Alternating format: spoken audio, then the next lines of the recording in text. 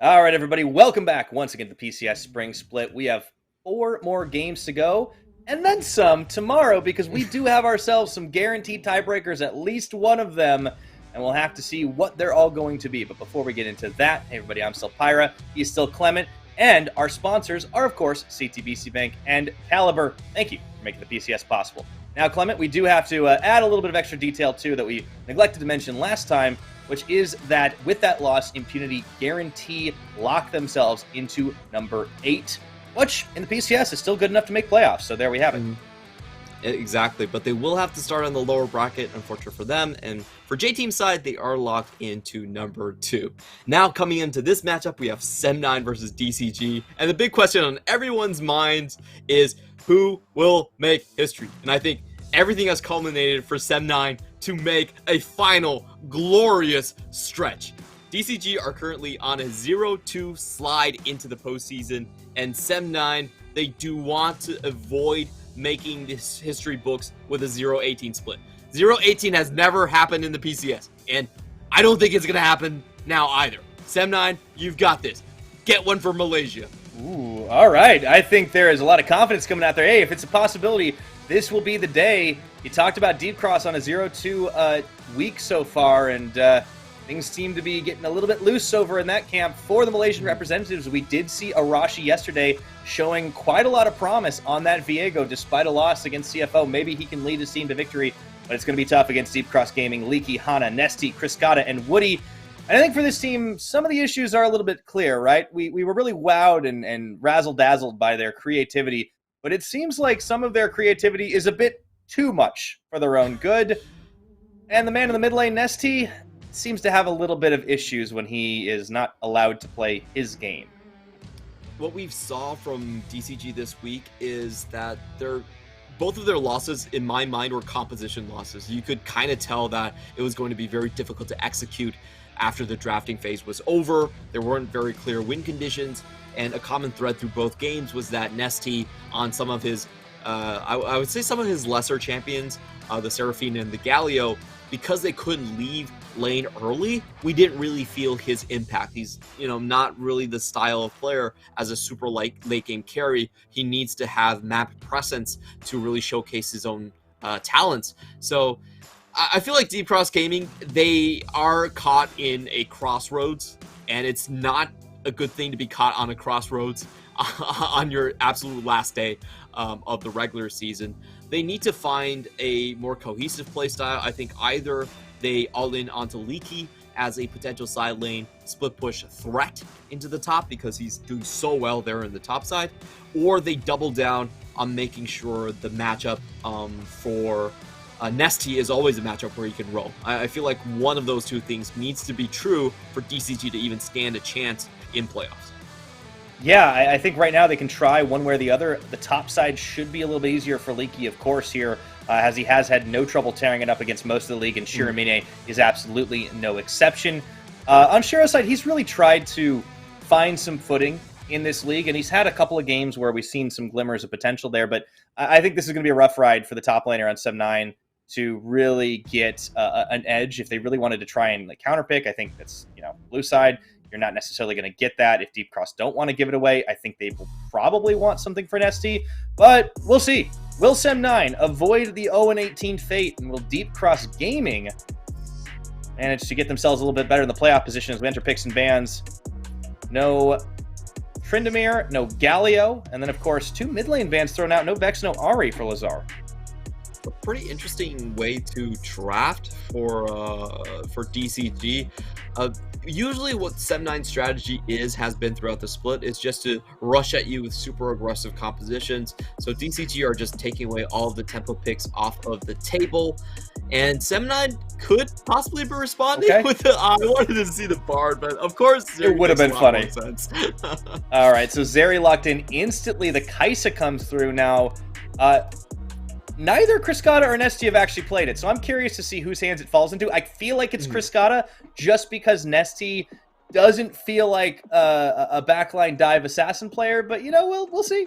It's possible. Volibear Rising in priority, of course, could be Hana's pick this time around. And it is, as well as a quick Viego lock, again for Arashi. I really liked what we saw him do on it yesterday against the likes of CFO. Still hasn't found a win, of course, but there is a lot of damage here, some reset potential. Let's see what they pair it with.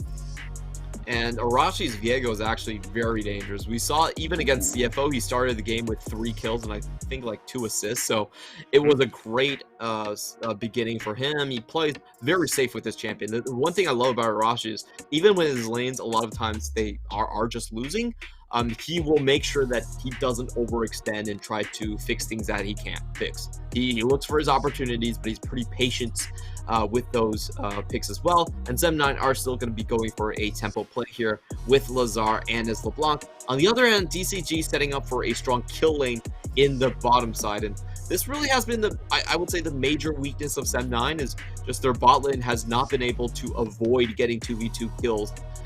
So they have to play extra careful against this one. There's a lot of potential just in the level 1. We've seen Halo Blades, Kaisa, plus the Nautilus be a staple from Season 8 onwards. Yeah, I think we might see it do quite a lot of damage in the hands of rookie Kriskata. A lot of support bans thrown out there to try and soften up that bot side without the Alistar or, of course, the Leona. Deep Cross go for here. I would be very surprised to see the Draven, but it is Deep Cross. He's got a flashing Jinx, his most played champion. And, of course, we did see a Samira once already. Is this going to be that mid lane Kaisa with the W? I guess it's a poke champ. Leaky doesn't seem too happy with the pick, though. That's pretty interesting. I will say this is super risky. I like Samira as a champion. I feel like she's super fun to watch, but I don't like her against this competition. You're playing up against a lot of kite potential coming in from both the Zeri and the LeBlanc. You're not going to be able to deal a lot of sustained damage in teamfights against these targets, and also you're going to be in close proximity with Arashi, which to me is very risky here. I actually I don't know what to think about this this Samira pick. She was buffed on this patch, so she does have a lot of extra HP to brute force trades. That is true, but in team fights, I feel like she's a little bit too much of a risk to actually pick against Sem9's comp. Maybe a bit of disrespect there. I don't know. Well, Sem9 round their composition out. They go for a Rakan to pair up with PlayX's Zeri, and then a Scion up top for Shiramine, which is going to prompt Woody to take something that can bully it, of course. Or Leaky, I should say. Top lane might be a little bit rough, but as you mentioned last time around, Scion, he's going to be okay if he's down CS, as long as Shiro can just hang in there. The rest of the composition can do its job to try and pop off on the kills. And we see the full comp executed there for Deep Cross. A lot of damage here with the mid-AP Kaisa, the Gangplank up top, and a risky Samira in the bot side. Yeah, we'll see how they do in this one. There is a lot of kill threat coming all across the board in a lot of these lanes for DCG, as we have seen the Kaisa, when there isn't a minion wave and she gets to use a Cathian Rain on you, there's tremendous amounts of single target burst damage. They're actually very good in skirmishes as well. They're not as weak as people think, though on the other hand, I do think it's fairly possible for Viego and LeBlanc to find the first strike in. It's a lot easier for them to get the first crowd control in compared to the Volibear and the Kaisa combo. So I think for this game, it mainly still hinges on the mid lane. If Lazar is able to get out ahead of the lane, then Kaisa doesn't have a lot of recourse there. She's an AD carry standing there. If LeBlanc gets fed, Lazar flies in and you're instantly half health and you have to back out. So if that happens, I could definitely see DCG being in a lot of trouble here. And one of the things that happens in those games that Deep Cross end up losing is when Nesty is in trouble. You know, if he can't roam or he gets set too far behind, doesn't manage to get himself into a position where he can safely traverse the map, that's when Deep Cross start to have issues. If Sem9 can crack that code, if they can get kills on the board and they can get that tempo composition online, they can avoid the dubious fate of 0 and 18. But for Deep Cross Gaming, they would love to stave off going 0 and 3 the week into playoffs. I feel like losing against a team that's otherwise winless, probably a tilt factor. So definitely pressure on them as we come into this game. Arashi flashing the J team at Deep Cross Gaming. A little bit of manner coming in there after watching what happened earlier this week. I love that Flash. If there's one emote that will tilt DCG, it's telling them that they're actually the worst version of J Team. Oh no! Yeah, because they Arashi's prided a mind game themselves. master. Exactly. They prided themselves on being like the best version of themselves. And Criscata, throwing out some manners, just throwing that gold away. I don't think he has gold to throw, but it's still very interesting to see Samira try to use that. You almost never see it actually being used in a combo and stacking up her style points, but inside of the river at the start of the game, definitely a valuable way to kind of put the tilt back on the enemy team. Yeah, no, this is a little bit of spicy back and forth with the emoting, with the flashes, all those sorts of things for both squads here. And despite the fact that Sem9 are nowhere near playoffs, this is a game that has a lot of stakes for both. And this is a early invade level 1 for Deep Cross to try and take away the red buff. And the question is, was this spotted out? Well, they definitely will be spotted out now, so yeah. Felia down to the tactics as well. Criscata could be taking a lot of damage here, and to be honest, I don't think this is all too bad for Sem9. Their top lane might be hurting quite a bit if... actually, it honestly doesn't feel that bad for Sem9 at all. Looking across all of these lanes, they are pushing in the top side, which, to be honest, they probably would like to be pushing on the bottom side. But the bottom side saw the early invade. They're playing super safe, and the most important matchup here is still going to be the mid lane. So with Hana going for that camp and falling behind, Diego's actually pretty happy to see that. That just gives him more opportunities to get a good 2v2 onto the LeBlanc. I think that's going to be a big test, I think, to watch here. Arashi, of course, doing a bit of swap side jungling on the vertical as he goes and takes the Krugs away, knowing that Hana's down bot, who is looking for an opening, but Tribrush is warded here. Filia and Klax, they're going to continue to flash those emotes. The question is, can they stand up to this dive here? Teleport going to be spent to try and dissuade them, but Woody caught on the wrong side of it. Maybe they have an opening. Ooh, gotta be careful. Stormbringer there. Yeah, that was an insane Sky Splitter coming in from Hana. He actually gets the triple slow there to dissuade any of the action going down. Good play here by Shiromine to actually stop that action into the bot side. A very common vertical jungle gank. It's the 4 camp, 3 level 3s versus the 2 level 2s. Could have been super dangerous, especially with Woody walking all the way down there. So the flash was definitely warranted. The teleport was definitely warranted in that situation. Yeah. And he's, of course, got the Unsealed Spellbook as well, so it doesn't necessarily cost quite as much as it would have otherwise. Shiro is going to be okay with getting a little bit less farm. He's up against a Gangplank after all. But Criscata and Woody, they are going to try and keep the pressure on. Hook is dodged. Just goes a little bit too far to the left there from Woody. And turnabout is going to happen as Filia finds Criscata, ignites on. That's a lot of damage, and Klax running forward. This is why it's a risky pick here, Clement. Filia is going to have to back away, and now Hana comes in to make this a 3v2. Roots on, Klax is here. Nobody else in the position. Filia could try to find something else, and the ignite will burn him down. Arashi arrives a bit too late, but it's a 1-for-1. I feel like Filia could have actually dropped the ignite a lot sooner. Level 3 ignite would have put Woody within... not Woody, Criscata within like 40 HP there, so the flash in could have gotten the kill. But they do trade 1-for-1 in the end, and overall this is not so bad for Sem9. I feel like this is actually one of their better early games, all things considered.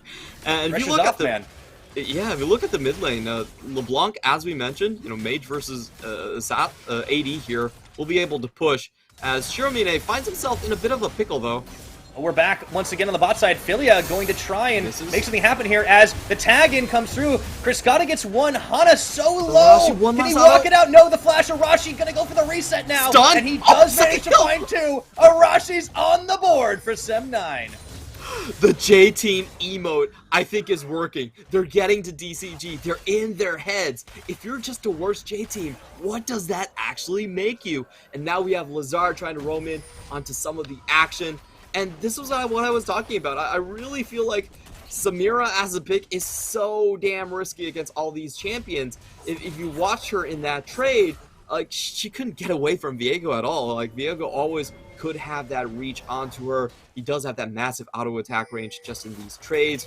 And, you know, it's going to be an uphill battle for DCG, I feel like, in the next couple of minutes, because we're still very far away from Kaisa being able to roam across the map on herself. In the meantime, though, Shiromine was taken down in this trade. A really bad position for him to be in with Leaky chasing down, and Leaky just has way too good of a footwork. Oh, we should flash that. Yeah, he flashed on a ward, too, so just easy pickings. Yeah, a little unlucky. At the same time, though, I do think Arashi picking up the 2 kills, certainly looking pretty good, and he's going to make a repeat down to the bottom side, this time in plain sight. But can they get away in time as he moves in on the hard path? It's going to get him into tower range. However, so much damage for the Zeri Clanks. Would love to get the kill here, but it might be Lazar that cleans it up. He is ready to hit those chains, and round 2's coming. However, Nesty is here as well. Lazar might have found himself a little bit caught. Level 5, too, doesn't have the ultimate available to him yet as well, so they decide to back out of that one for now. Yeah, critically does not have level 6, so unable to use double chains or double distort to just pick off that kill. I like the idea for the roam, but timing was a little bit off here, if I'm being completely honest. No level 6 on Lazar, very little kill threat happening in that situation. Also, good blocking from Woody. He did have the flash, so he could take the stun here, and now it's DCG's turn. Okay, let's see. Cannon Barrage does come down. They're going to back away from it, however, and this does leash Dragon. I feel like there's nothing you can do about that if you are Sem9. It's kind of a giveaway. Yeah, Sem9 were way too greedy with that play. Hana stuck around, and Woody, even with low health, because he has flash, he's pretty okay just walking in and challenging this at the same time.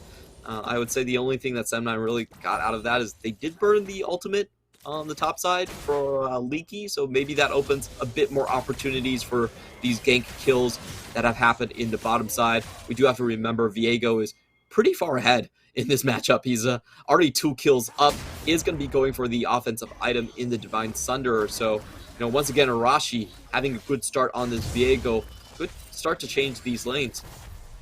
If it's going to be enough for him, right? Arashi, I think, probably considered to be the best player on the Sem9 squad. We talked about Caspiel also coming in, but unfortunately they can't both play at the same time. A little bit of a red takeaway coming in here as Hana doesn't have any idea necessarily this is happening, does throw down the Sky Splitter, but red's going away. Shiro going to try and bait it out. Nope. Really good control ward here as he gets stunned up, but the rest of Sem9 are here to respond. This would be a 4v4 situation, maybe 5 if Leaky joins the fray, and he will. Oh! That hook hitting would make a world of difference. Good retreat coming in from Sem9. If you look at the map, ClayX is still in the bottom side here, so they don't have the numbers to really contest. DCG fishing for the kill here, and on the other side, Sem9's strategy is just to make Zeri fed, which, I'll be honest, is not a bad strategy whatsoever. However, in doing this trade, because they don't have the cannon barrage, they can't do the usual game playing thing, which is kind of equalize on the weak side. It will be up to Shiromine to thin the wave. Never mind. Oh boy. Well, that's going to get some gold back in your pocket, but I do think with all the pressure Sem9 are putting on, we might actually see first brick early on. They're full committing to this because there's just no answer, as Deep Cross had already taken down the Sem9 top lane. Yeah, I really want to see how many plates are we down into the bottom side, but wow, it looks like it's still very far away from going down for Sem9. Still 4 plates in the bottom side. Gameplay we're going to have Shelly. Yeah, this is going to be an easy first brick coming in from DCG. So they're still sitting pretty, and they're also forcing a ton of gold onto Kritzkata, which is playing a champion that needs to stay ahead on this Samir. Uh-oh. Well, it looks like Deep Cross, they stuck around a little bit too long and gave up a kill. Nesty still in this one. ClayX is going to chase him down with the help of Lazar, and they might actually get something out of this after all. They may have lost Philia, but look at the stun chain. Look at the double kill coming in. Arashi once again. And now Leaky caught out in no man's land, going to try and back to base. Doesn't get hit by the W. Oh boy. What a spicy game we've got here, Clement. It's 5-5 at 10 minutes. Suddenly, I'm not feeling so happy as Kritzkata here. He really can't get away from Viego, and that's a 4-0 Arashi barreling down. He should be getting the Divine Sunder very soon. Yeah, he's getting a 10-minute Divine Sunder as a jungler right here. So Sem9 definitely investing well in terms of where they want their gold to go. Beautiful play by Philia here. Gets the 2-man knockup. And even though Nesty comes in, still gets the kill. He gets slowed down by the exhaust. Most critically, flash in from Arashi. Wow, that was Great such a long flash. Whoa, that's a max range spectral there for the kill. And yeah, the equations really have changed this game. Wherever Arashi goes, Sem9 actually just straight up have an advantage. It doesn't even matter how far ahead the lane is. Yeah, this is huge right now, and like the gold lane may be in Deep Cross's favor, but it's only like it's only 2,000 right now. Like that's actually very manageable. The kills are on the Viego, and the Zeri's just been trying to power farm to catch back up with the Friscata. Lazar hasn't gotten rolling, but he doesn't necessarily have to, and the rest of the power players there. And speaking of, Arashi's found Hana, a level advantage on the jungle. Not going to be able to take him down here as there was backup incoming. But yeah, this is, I want to say far and away, this is the best game we've seen out of Sem9 all split. For sure, and if you look at the map here, this is the same issue that we were talking about with Nesty. When he plays some of these more gimmicky picks, it takes a while for them to actually get going, and he's going into a really bad matchup. We have to remember this is a blind pick Kaisa, so there definitely could be... I could see a scenario where Arashi is just able to cut off all help that Nesty might have gotten into the mid lane, and this means that Lazar should always be able to roam. That bot lane is looking mighty juicy for a destination here. And if we think about the composition, this is looking a bit shaky for DCG. They are running 2 super short range AD carries that are going up against 2 assassins. Man, not only does Sem9 have all the support of Malaysia behind them, and of course, definitely been seeing a lot of chatter in the chat about how they want to be the Avengers of Liab as well. But on top of it, you have to think CFO and Beyond Gaming are going to be cheering for him this game, and it's just, that's a lot of pressure, I think, put up against Deep Cross. They are going to try and open up on a Dragon here. This would be number 2, but Sem9 are looking to try and contest, or at the very least find a fight. It is going to be Woody going in, but the rest of the team is not on the same page. Arashi gets another. I have no idea why Woody went in for that. The rest of the team, yeah, didn't want to go. Oh, man. Yeah, I mean, the rest of the team was walking away. That was, you know, I feel like we didn't get a chance to touch on this. Woody has made some very questionable decisions this week. Yeah, Woody's Friscata. Okay. He's out. It's cool. Okay. That was unnecessarily risky, but I guess he did have his cleanse, so... Okay, this is getting kind of weird. Woody, recently, yeah, we had seen a lot of gaffes from him where he just... I remember just walking in front of his Friscata and letting him die to a hook on the Alistar and just general positioning mistakes. There was no reason for him to try and engage there because, honestly, DCG already got what they came to the Drake for. They burned a TP, they secured the objective. It was a very clear call to, you know, just let Leaky farm it up. But instead they engage and give over a kill in a tower. So it was... These mistakes are actually incredibly costly. If you look at the overall view of things, you know, the gold lead has been cut in short, and they're giving gold over again and again to Arashi. That's the 5th kill to the Viego. Yeah, even though Viego's not the same champion he was in 2021, you still can't give that away. Lazar's still sniffing for a kill, does get rooted up, but instantly they turn their attention to Friscata again. Klayax on the front line, but it is going to be Arashi that claims the kill credit. This man cannot be stopped, as Nesty is going to take the blast cone to safety, but oh boy, this is starting to turn, and I think we might see Sem9 with a clear strategy at hand. Head Viego to win. I'm really not sure what DCG were doing right there. If you look at the map, they actually had full vision of Sem9's collapse. They had wards across the lane to spot out where Arashi was coming for, and they still just got caught out. This was, you know, it wasn't even an information mistake. They knew that this was coming. They walked into the play anyway, and now Sem9 are getting a massive punish. With this Herald and it being dropped most likely down mid, they could equalize. Two-man quickness instantly turn their attention to Hana, take him out of the picture. Shelly's still aggro, but they want the fight right now. And it's going to be a big Cathy and Rain to turn back. Philia still staying alive. Arashi a little bit low. They can no longer contest this. And there could be a potential follow-through. Philia goes down on the cannon barrage. Suddenly it's a 4v4. They've caught Leaky, but who is catching who? Arashi down, and that's a triple kill for Leaky. Seemingly out of nowhere, he gets a quadra kill. Oh, Leaky to the rescue. He was looking at his teammates. He wasn't sure what was happening, but he is putting an end to the madness right there. Great barrel chain to stop the advance coming in from Seb9, and man, the cannon barrage was pixel perfect. It just killed Filia right off the bat. He didn't flash for it, and then it also tagged Arashi to his death, which is a massive shutdown. If you look at the bounty, now Leaky is sitting at 700 gold. We're going to watch this one again. Watch how Leaky plays this one. He's very, very calm with the engage. Kites back, gets a good barrel chain down onto the back line, and walks away, holding on to his orange right here. He knows that there is no threat onto himself, has a ward in the vicinity, is able to chain them down, and I feel like Arashi just...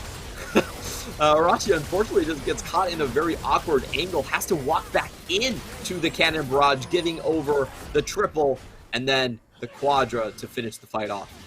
Yeah, you saw Lazar trying to make up for it there at the end by finding Nesty with the double stort and the chains. Didn't quite get him at the end, so honestly, everything we've been saying for the last couple, as Shiro's getting caught, everything we've been saying for the last couple of minutes, I feel like it's flipped again, Clement. Still not the hugest gold lead, but all of a sudden, the momentum, the tempo swings, and with a heroic team fighting effort, Leaky gets his team back into form. Shiro makes a mistake on the side lane. Nesty pockets the gold difference. And Sem9, let's see if they can de-tilt from that one. If there's one player that hasn't been slumping on DCG, it definitely would be Leaky. This guy has just been going up and up and up. Honestly, super impressed with his range of champion pool and just how consistent he's actually been. We were not that impressed with his laning ability overall earlier on into the split, but ooh, the fight Arashi. Yeah, there's the catch. They got him right now. If they can delete him, it would be tough. He does go through unstoppable. That's going to be the turn. Hana backs away. Nesty will finish it off, and they manage to take down Filia as well. Here comes Lazar, but not quite enough to get the deletion. Griscata still hanging in there as Nesty is firing it down, but he overstays his welcome. In comes Shiro off the back of that to try and push them away. But Sem9 have gotten too greedy before, so they do get one back, but all the same, favorable trades for Deep Cross. Inferno is on the map as well, and I think that's where they're headed. Yeah, that was a great start of the fight for DCG. They actually managed to catch a 4v2 versus Sem9. Sem9 were the ones that were thinking that they were trying to bait out, but they were actually in vision the entire time, so DCG set a beautiful trap, and unfortunately for Shiromine, he actually was a little bit short on the onslaught right there. Wasn't able to catch up to more targets. Could have been one extra kill, I imagined. But at the end of the day, another solid win for DCG.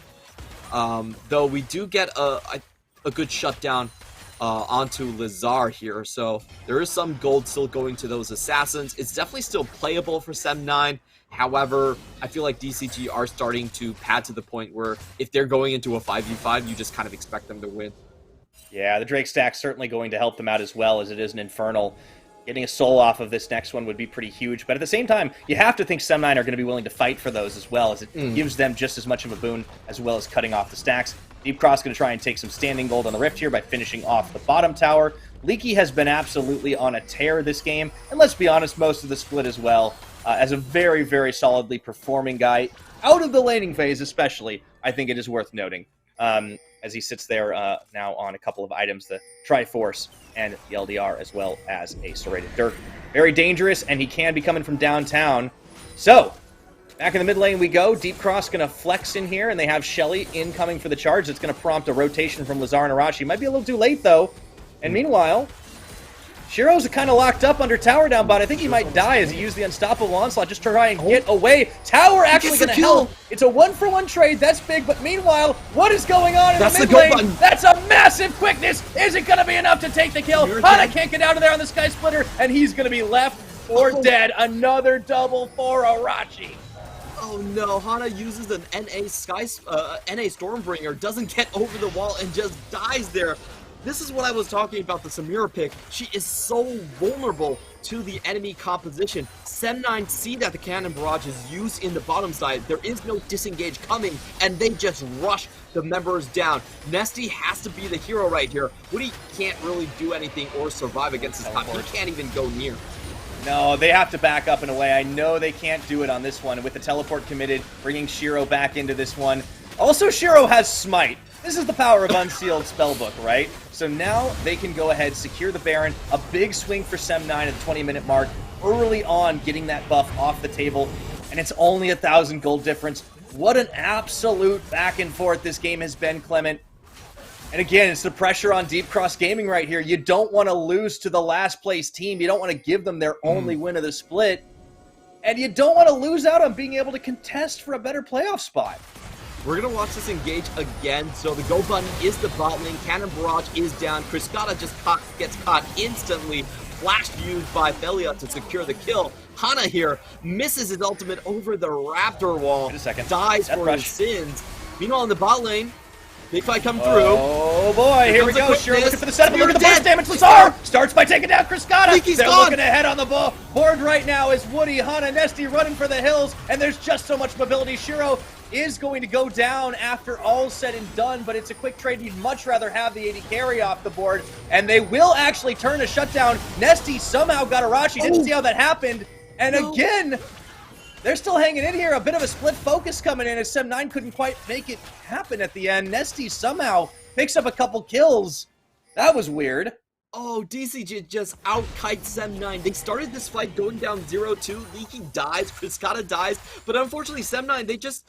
Oh, their chase was so haphazard. They really should not have gone for Woody. Woody at this point is just not very important here, so I feel like ClayX actually over-chases on the support. If they went down and finished off Nesty, it would have been a much better play.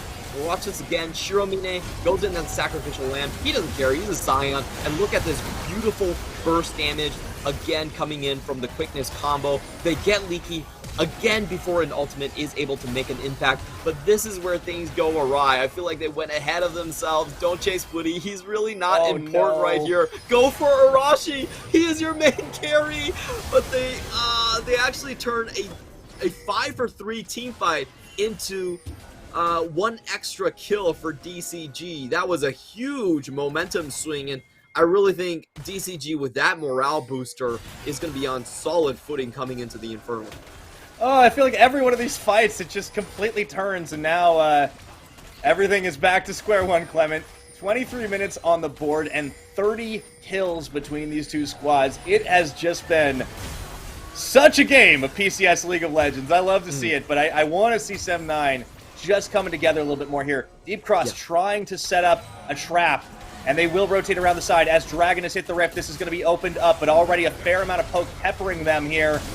Kriskata doing a lot of those W's. They will secure that one. No, it gets stolen away. It's Drake's Soul stolen away. Now can Deep Cross Gaming completely delete Sem9? The answer is a resounding yes and a clean ace.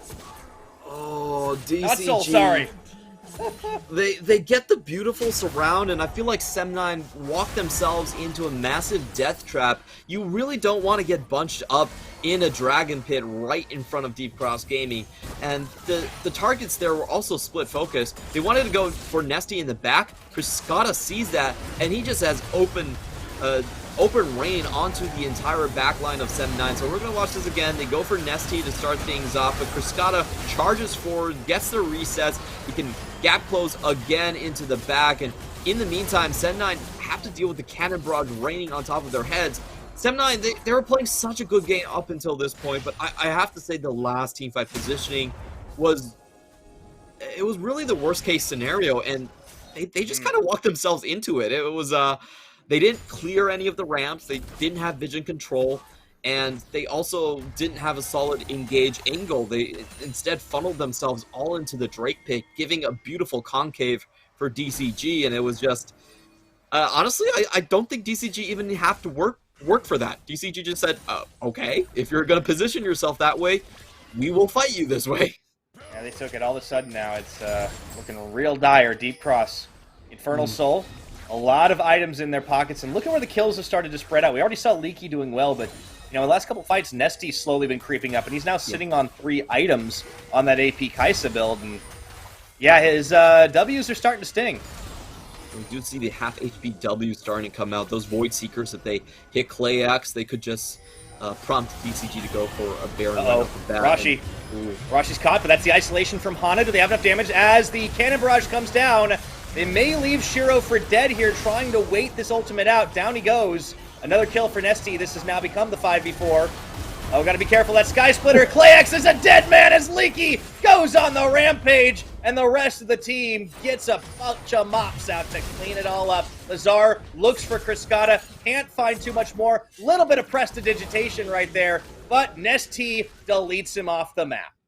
Oh, just the long-range damage coming in. Great barrel from Leaky, and then we saw the Void Seeker from Nesty just bursting down Clayx. But Clayx should be very mobile in these team fights. He does have the exhaust, but he can't really exhaust anyone coming into that one. Just long-range snipes from DCG. And unfortunately, Sem9, I just feel like that one team fight was far too costly. Leaky extremely fed at this point.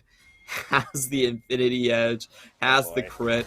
But we're going to watch this again. Arashi gets caught out. And, you know, even though Arashi had a great start, 5-0 starts of the game, he's an assassin that can't really get over these tanks. He's taking down half HP before anything starts. Shiromine trying to ward everything off. And then you have the Death Charge, a guaranteed landing on here. Watch Leaky get this great barrel across the wall.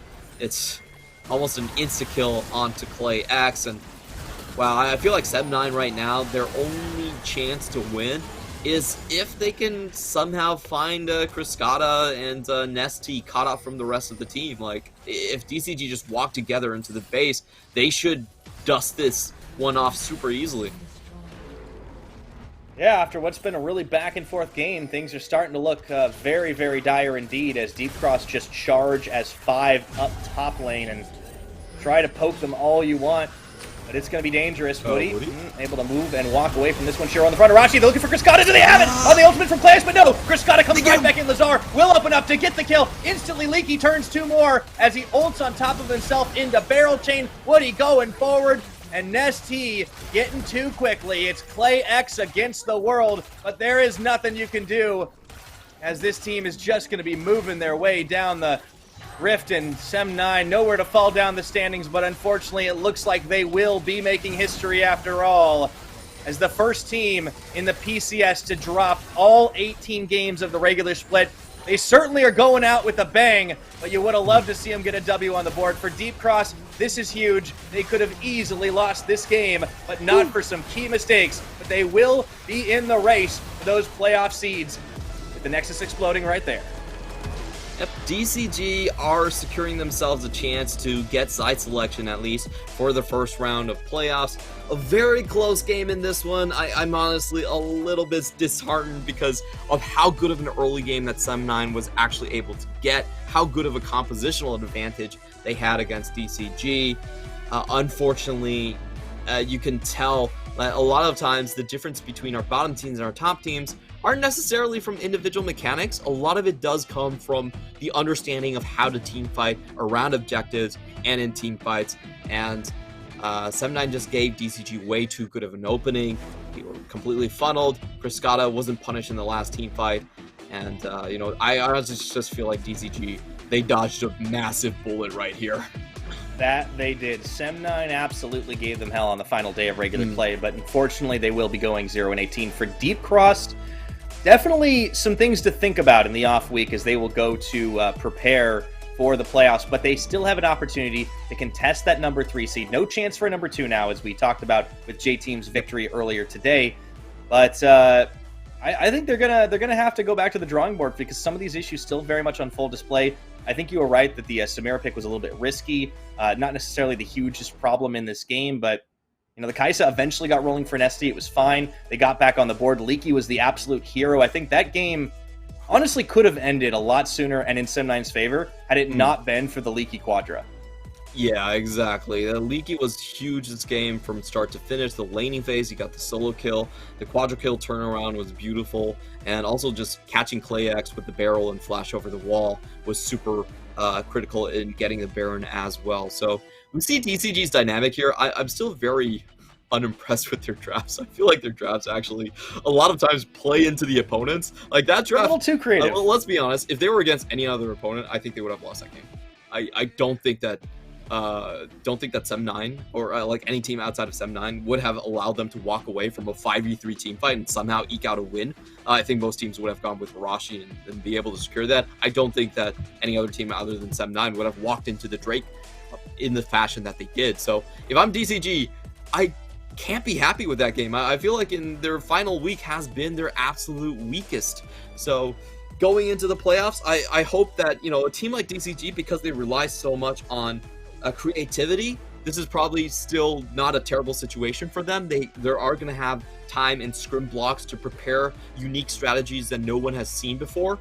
But so far, what we've gotten from them is that they are not very good at answering enemy drafts. This is, I think it's beyond fair to say that. Yeah, no, I completely agree. I think it's a team that knows exactly what it wants to do. The problem is they're not very flexible when they get confronted with something that's suboptimal, so they force it a little bit. I mean, they're like, I think Nesty just wants to like play all the champions, to be completely honest. But I do need to see this team like stretching out a bit, like beyond just Leaky having to save the game. I also think that bot side could have gone a lot worse for them as well. And while Criscata has been flexing quite a lot over the course of the split, his mechanics have looked a little bit up and down in this week, and that has been cause for concern.